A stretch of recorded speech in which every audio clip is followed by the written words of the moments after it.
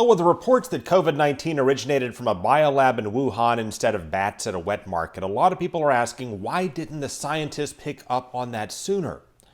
The answer is they did.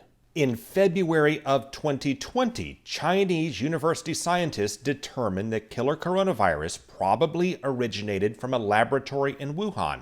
And U.S. scientists said it may have leaked from a Wuhan lab. So people may ask, why then didn't the mainstream media outlets pick up on that? And the answer once again is they did.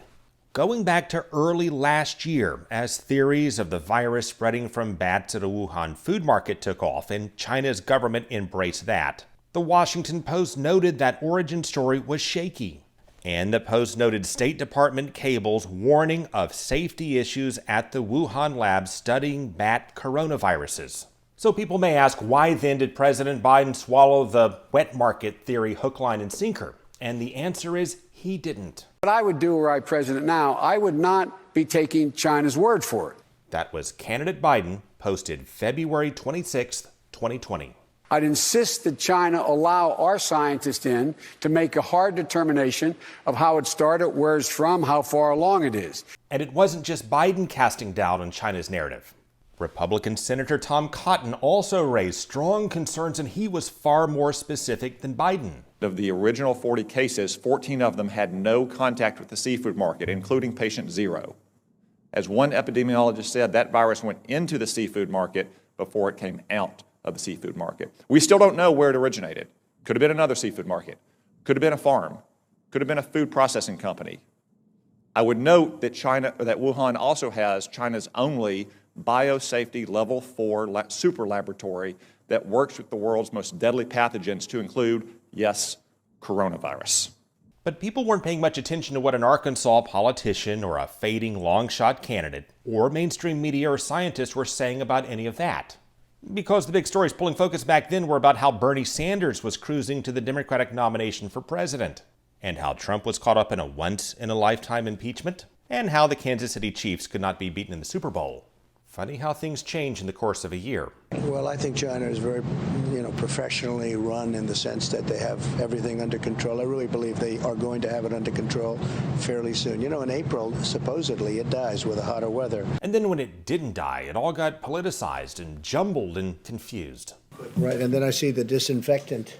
And is there a way we can do something like that by injection? And so on. They were big fans of hydroxychloroquine. And so on. I thought she was very impressive.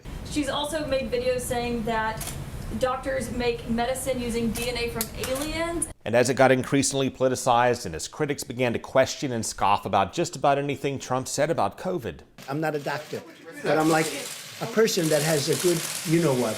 He latched onto the lab leak origin theory that scientists in the mainstream media had been talking and writing about, but that people hadn't been paying much attention to until the former president said it. Have you seen anything at this point that gives you a high degree of confidence that the Wuhan Institute of Virology was the origin of this virus? Yes, I have. Yes, I have.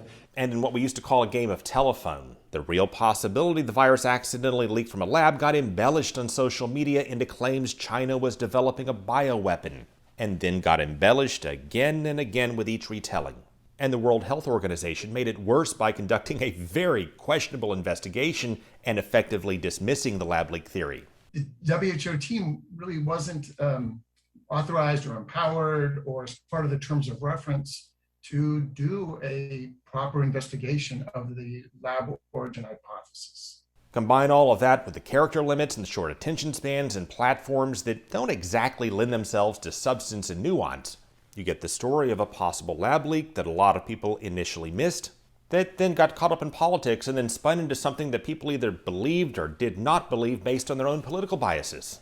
And the social media fact checkers that, let's just say, ain't exactly Woodward and Bernstein, are left to do the fact-checking in the places where most people draw their information, which they determined upon further review, maybe they should have picked up on the lab leak theory a little sooner. Now, we still don't know if the virus emerged from the lab or made a natural jump at a wet market or elsewhere, but we do know all of those possibilities are viable. Lab leaks are not uncommon, and I really think data like people getting ill in November from the laboratory. If that proves true, that coincides exactly when we know this virus hit China. And it really matters, because if it did come from a lab, China's government would and should bear far more responsibility for the outbreak and could face diplomatic and legal pressure to do much more to suppress it.